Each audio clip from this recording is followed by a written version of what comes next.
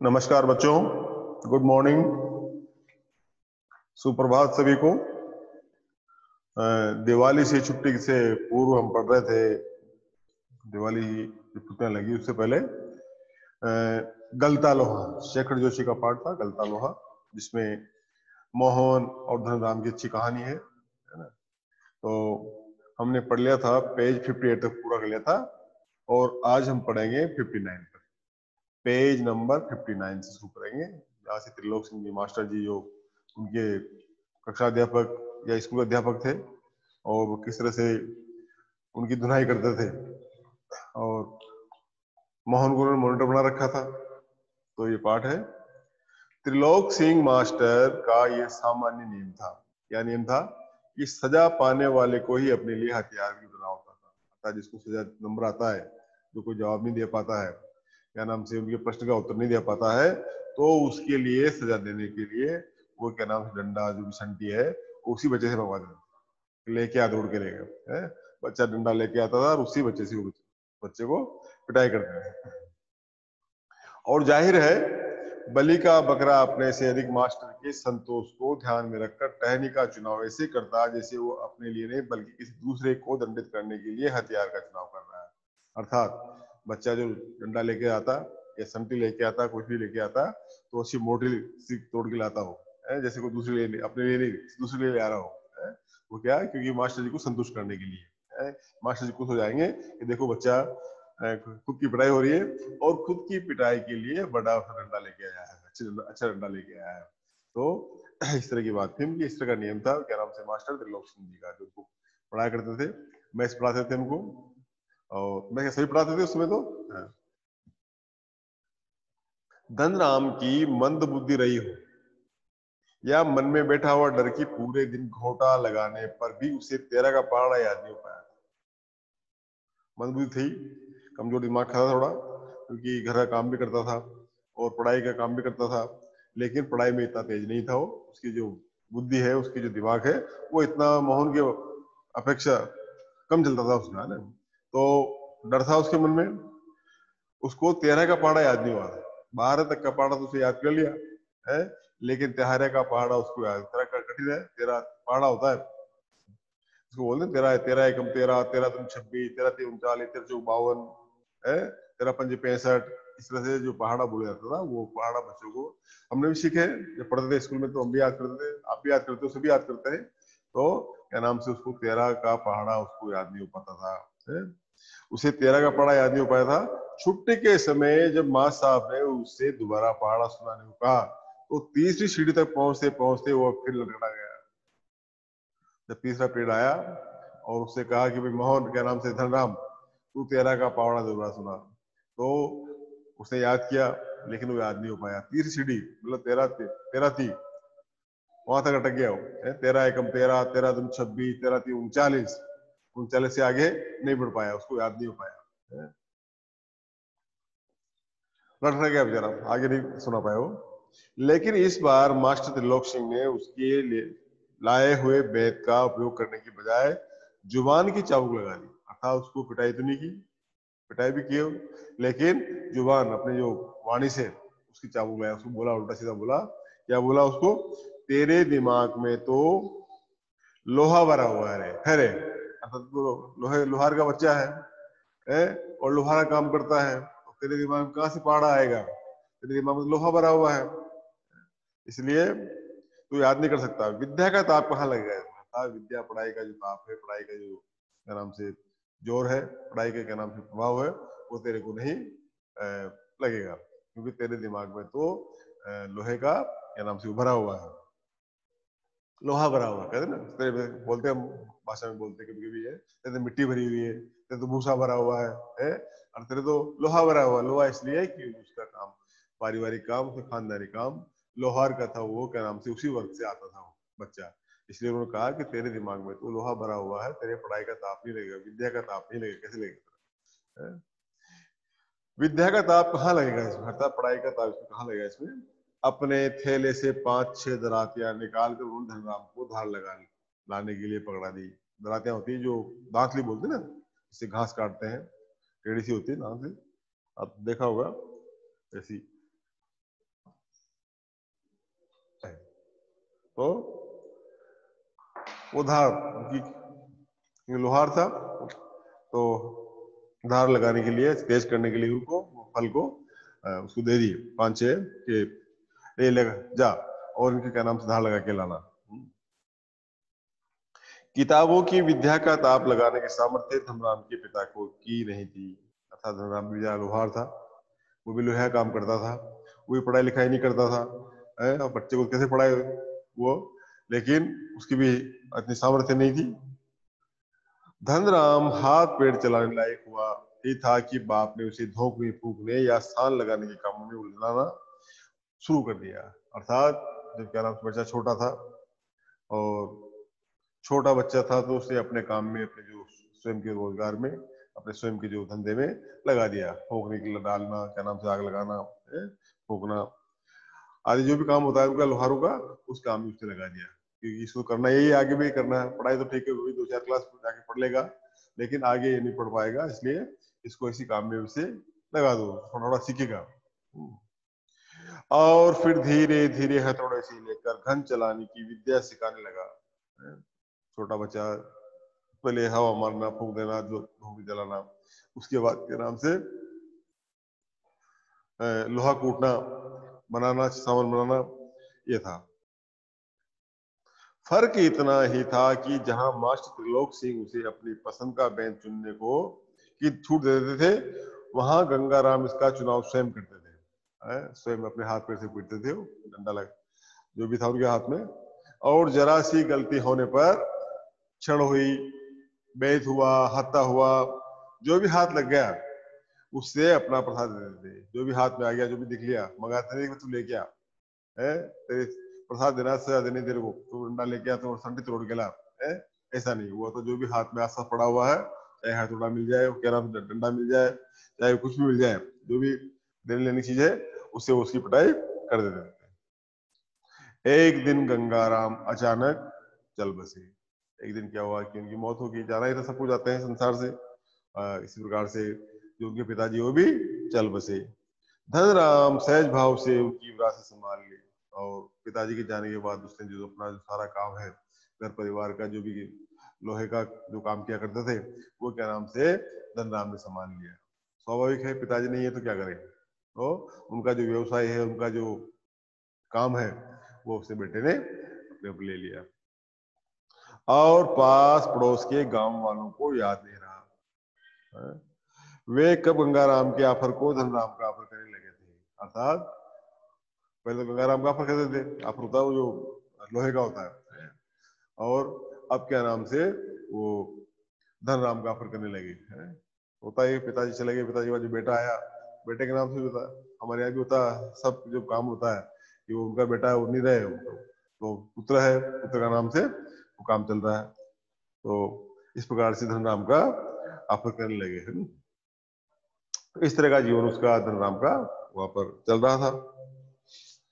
Primary school की सीमा लांघते ही मोहन ने छात्रवृत्ति प्राप्त कर त्रिलोक सिंह मास्टर की भविष्यवाणी को किसी हद तक सिद्ध कर दिया। अर्थात प्राइमरी स्कूल जब पास किया तो उसको छात्रवृत्ति मिली। छात्रवृत्ति जानते हो आप, क्या नाम से स्कॉलरशिप पैसा मिलता है सरकार की ओर से, वो मिला। और जो क्या नाम से त्रिलोक सिंह कहा करते थे कि बड़ा टैलेंट लड़का, बड़ा प्रतिभाशाली है, ये स्कूल का नाम करेगा, हमारा नाम करेगा, गांव का नाम याद करेगा, मतलब दिलाएगा, और पूरे परिवार का नाम है, पूरे उसके अंदर आया, तो उसको छात्रवृत्ति मिली।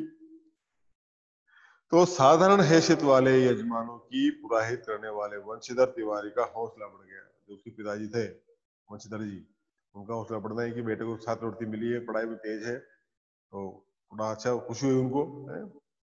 और वे भी अपने पुत्र को पढ़ा लिखा कर बड़ा आदमी बनाने का स्वप्न देखने लगे।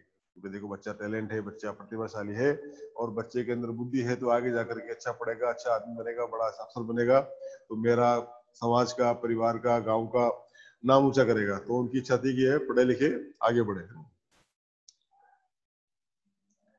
पीढ़ियों से चले आते पैतृक धंधे ने उन्हें निराश कर दिया था।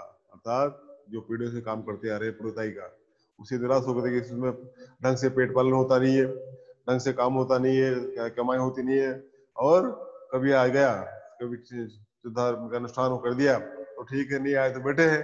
इसलिए वो चाहते थे कि बेटा को सरकारी नौकरी में लगे, अच्छी नौकरी लगे। तो इस तरह से उनका हौसला बढ़ा।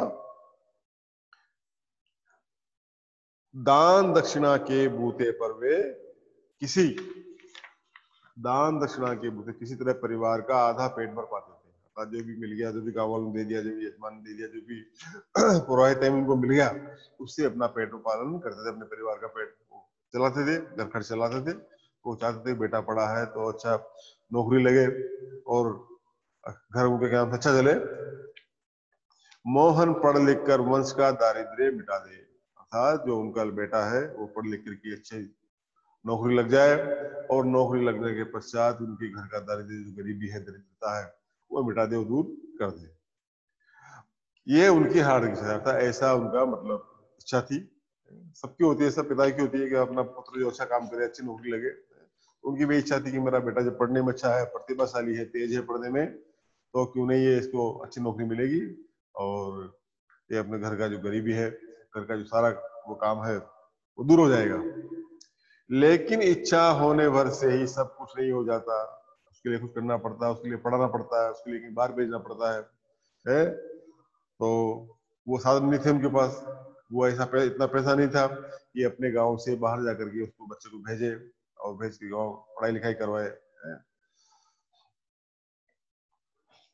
आगे की पढ़ाई के लिए जो स्कूल था वो गांव से 4 मील दूर था। अर्थात जो बड़ा स्कूल था, 8 पास कर ली, प्राइवेट पास कर लिया, उसके बाद जो अगली कक्षा थी वो वहां से 4 मील होती है, एक क्या नाम से 1.5 किलोमीटर का 1 मील होता है, तो 6.5 किलोमीटर जगह थी वहां से, वहां पर था वो। लेकिन बीच में नदी आती थी, पहाड़ी इलाका था, मील दूर था। 2 मील की चढ़ाई के अलावा बरसात के मौसम में रास्ते में पड़ने वाली नदी की समस्या अलग थी। अर्थात पढ़ाई 2 मील तो क्या नाम से वो पहाड़ी चढ़नी पड़ती थी, और पहाड़ी चढ़ने के बाद उतर के फिर क्या नाम से आगे नदी आती थी। नदी को पार करना, तो नदी पुलिया भी नहीं थी, नाव में बैठ के, जैसे भी वहां छोटी पानी नहीं हो तो ऐसे जाना निकलना पड़ता था। तो ऐसा गाँव था उसका, बरसात में तो बिल्कुल रास्ता बंद रहता था। तो भी वंशीधर ने हिम्मत नहीं हारी और लड़के का नाम स्कूल में लिखा दिया।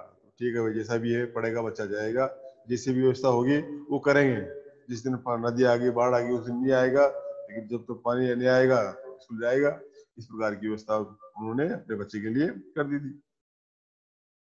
बालक मोहन लंबा रास्ता तय कर स्कूल जाता। बच्चा भी स्कूल जाता, पढ़ने में दिमाग था ही उसका, स्कूल के प्रति उनकी क्या नाम से वो इच्छा थी तो जाता। और छुट्टी के बाद थका मांदा घर लौटा था तो पिता पुराणों की कथाओं से विद्या वैष्णी बालकों का उदाहरण देकर उसे उत्साहित करने की कोशिश करते रहते हैं। जब वापस आता तो पिताजी क्या नाम से जो पुराने की जो किताबें हैं उनमें जो क्या नाम से कई लोग हैं जो बच्चे हैं विद्या वैष्णी पढ़ने वाले हैं, पढ़ाई में जो ध्यान रखने वाले हैं, पढ़ाई करने वाले हैं, उन्होंने किस प्रकार से अपने जीवन में कामयाबी हासिल की, किस प्रकार से अपना जो जीवन बनाया पढ़ा लिख करके, वो कहानी किस्से क्या नाम से अपने बेटे को वो सुनाया करते थे कि वो फला हुआ था, वैसे पढ़ा, वो क्या नाम से ऐसे जाता था पढ़ने, है ऐसी समस्याएं उसको आती थी, फिर भी वो अपने इस समस्याओं से क्या नाम से अपनी परेशानी से दुख नहीं पाता था वो, और उनका चुनौती स्वीकार करते हुए और क्या नाम से उसे इस प्रकार से विद्या के लिए वो त्याग करता था, वो ऐसा आदमी बना। इस प्रकार के किस्से कहानियां उसके पिताजी उसको सुनाया करते थे। वर्षा के दिनों में नदी पार करने की कठिनाई को देखते हुए बंशीधर ने नदी पार के गांव में एक यजमान के घर पर मोहन का डेरा तय कर दिया। यजमान तो जहाँ पुजारी के नाम से जाता है, पूजा पाठ करने के लिए बुलाते हैं उनको, उसको, तो वहाँ एक यजमान थे, उनकी जो जान पर पहचान के परिचित हो गए। वहाँ कह दिया कि भाई कभी बच्चा पानी आ जाए, कभी ज्यादा बारिश आ जाए, तो क्या नाम से आप इसको अपने घर पर रख लेना। तो इस तरह का उसने अपने पिताजी ने, बंशीधर ने अपने बेटे के लिए कर दिया गाँव। वर्षा के दिनों में नदी पार करने की, नदी मान लो बारिश आ गई तो नदी पार करके इधर कैसे आएगा, तो उसको वहां रुकना पड़े गाँव में, तो वहां अपने ठहर जाएगा। इस तरह की व्यवस्था उन्होंने कर दी। घर के अन्य बच्चों की तरह मोहन खा पीकर स्कूल जाता और छुट्टियों में नदी उतार पर होने पर गाँव लौट आता, वहां रुक जाता, जब नदी उतार होती क्या नाम से, तो नदी उतरने के बाद वापस गाँव आ जाता। और नदी आ जाती तो यजमान के यहाँ मोहन रुक जाता था। संयोग की बात क्या होता है, एक बार छुट्टी के पहले दिन जब नदी का पानी उतार पर ही था और मोहन कुछ घसियारों के साथ नदी पार कर रहा था, तो पहाड़ी के दूसरी और भारी वर्षा के होने के कारण अचानक नदी का पानी बढ़ गया। पहले नदी की धारा में झाड़ झंझाड़ पात पतेल आने लगे। झाड़ झाड़ पात पतेल जो भी है, लटा जो आसपास का जो कचरा होता है वो बारिश के कारण बहकर आने लगा, निकलने लगा वहां पे। तो अनुभवी घसियारों ने तेजी से पानी को काट कर आगे बढ़ने की कोशिश की। घसियार होते हैं जो पानी को पकड़ करके और लोगों को नदी पार करवाते हैं, घसियारे उनको बोलते हैं वहां पर, है ना। तो कि लेकिन किनारे पहुंचते न पहुंचते मटमेले पानी का रेला उन तक आई पहुंचा। फिर भी जो मटमेला पानी है, पानी जो बाढ़ आई वहां तक आ गया।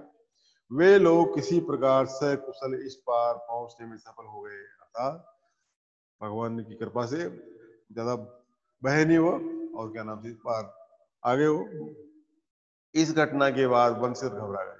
घबराना स्वाभाविक है कि इतनी बाढ़ आने के बाद घसियारा पकड़ के लाते हैं, निकालते हैं, नदी पार कराते हैं, और बच्चे के क्या नाम से जीवन के साथ तो है ही कुछ लफड़ा है, कभी भी कुछ हो सकता है, भगवान न करे ऐसा है। तो घबरा गए हो, है ना।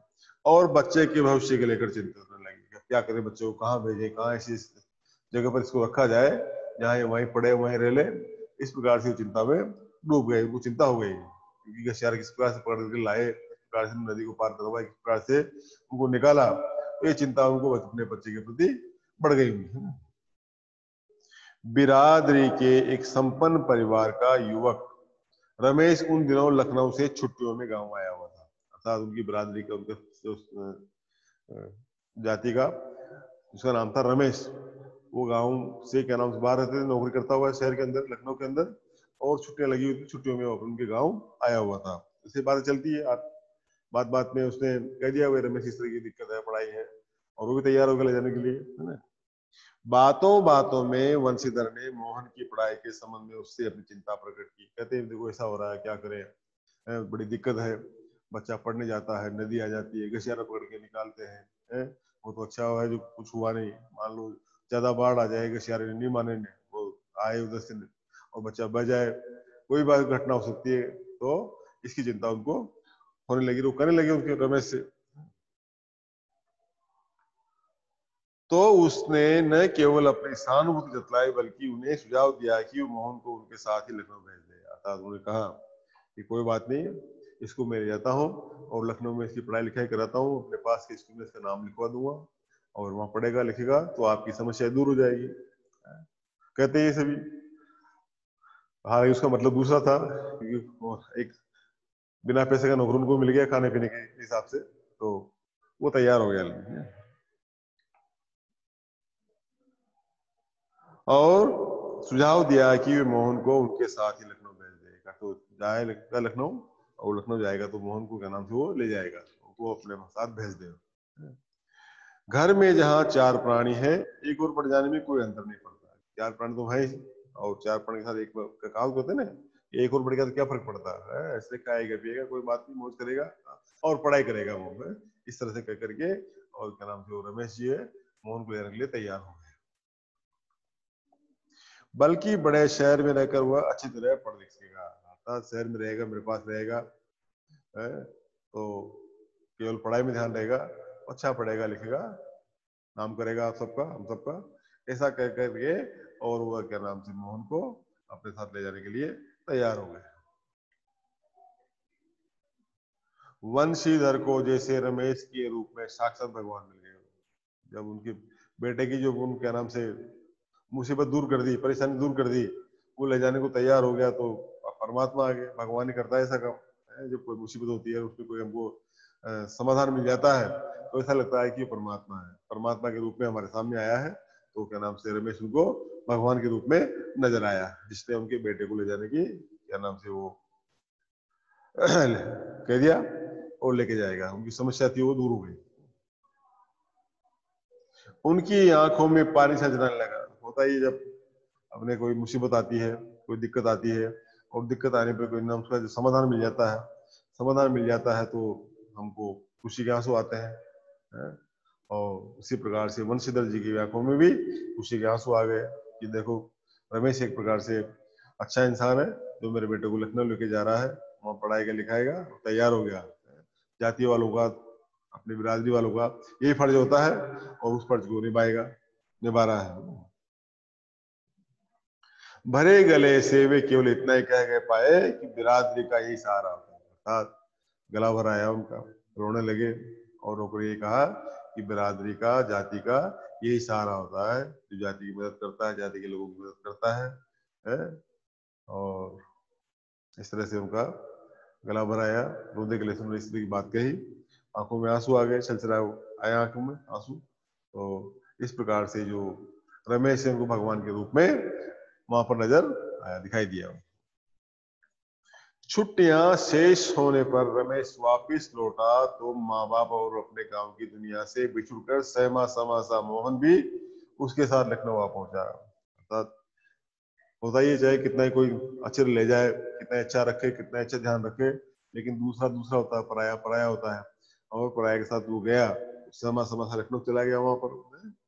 अब मोहन की जिंदगी का एक नया अध्याय शुरू हुआ।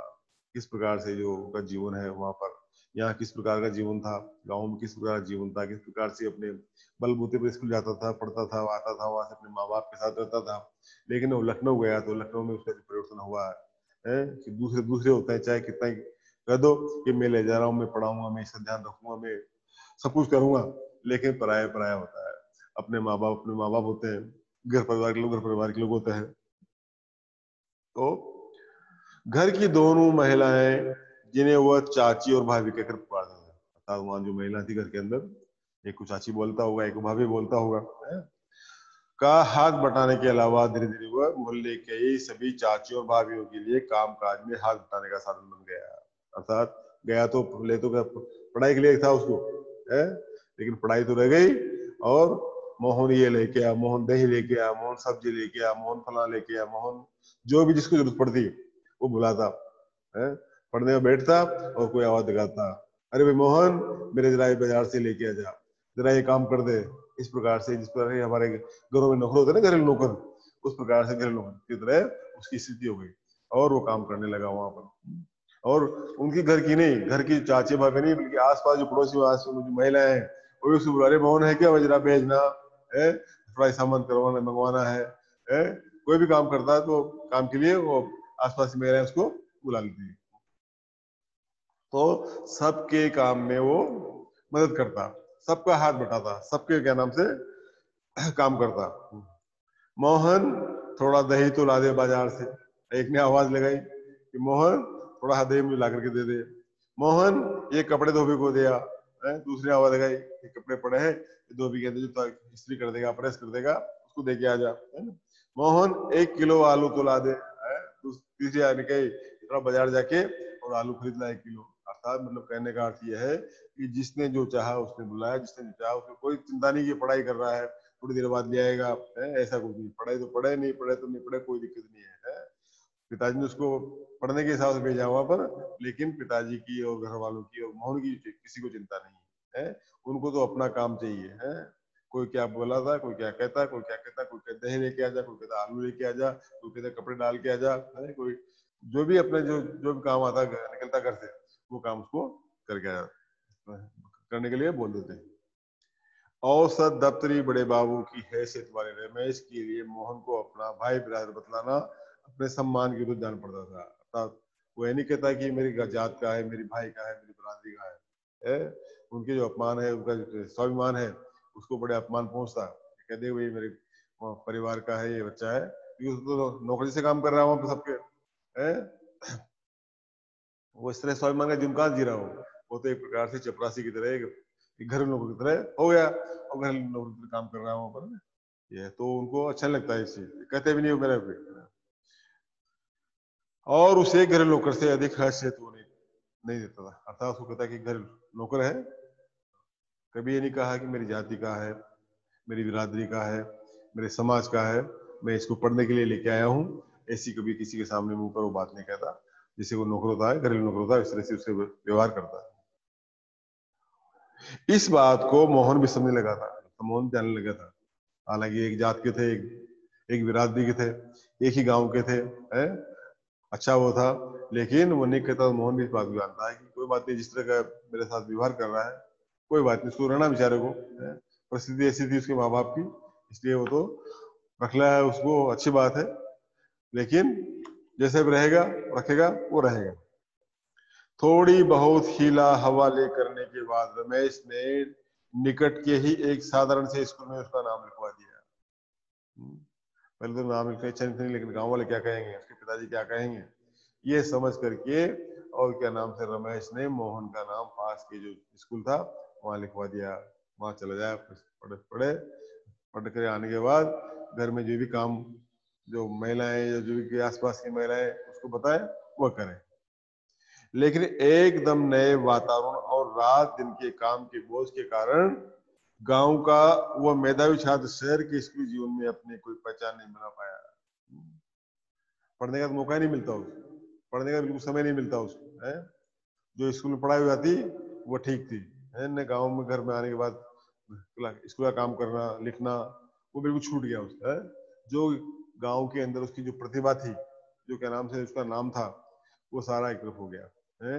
अब गांव का मोहन नहीं रह करके शहर का मोहन हो गया। शहर का मोहन जैसे अब सब लोग होते हैं, आम लोग होते हैं, वैसे वो हो गया। उसका जीवन एक बंदी बनाए लीक पर चलता रहा, अर्थात स्कूल जाना, पढ़ना, पढ़ के वापस आना, और उनके जो घर परिवार आसपास वाले हैं उनका जैसा भी काम बताते काम को करना, एक परिपाटी लाइफ हो गया। साल में एक बार गर्मियों की छुट्टी में गांव जाने का मौका भी तभी मिलता जब रमेश या उसके घर का कोई प्राणी गांव जाने वाला होता, है?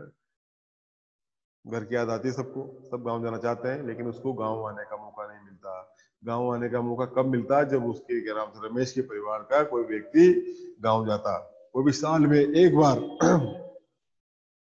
वरना उन छुट्टियों को भी अगले दर्जे की तैयारी के नाम पर उसे शहर में गुजार देना पड़ता है। अरे क्या करेगा गाँव जाके, बोलते अभी कोई जा भी नहीं रहा है, अगली तैयारी करो, अगले कक्षा की तैयारी करो, अगली पढ़ाई पढ़ो, इस प्रकार से वो टाल देते, लमटोल कर देते। अगले दर्जे की तैयारी का तो बहाना बढ़ते, वो तो क्या बहाना था गाँव नहीं जाने का, ले जाने का। सवाल रमेश और उसकी गृहस्थी की सुविधा असुविधा का था। चला जाएगा तो गाँव, यहाँ जो काम कर रहे हैं वो काम कौन करेगा, है? इसलिए तो यहीं रहे, नौकरी करे, घर का काम करता रहे, ज्यादा अच्छा है। क्योंकि वो चला जाएगा तो घर का सारा काम उनका, जो एक प्रकार से घर पे नौकर काम किया करते हैं, वो क्या नाम से उनका नौकर दूर हो जाएगा।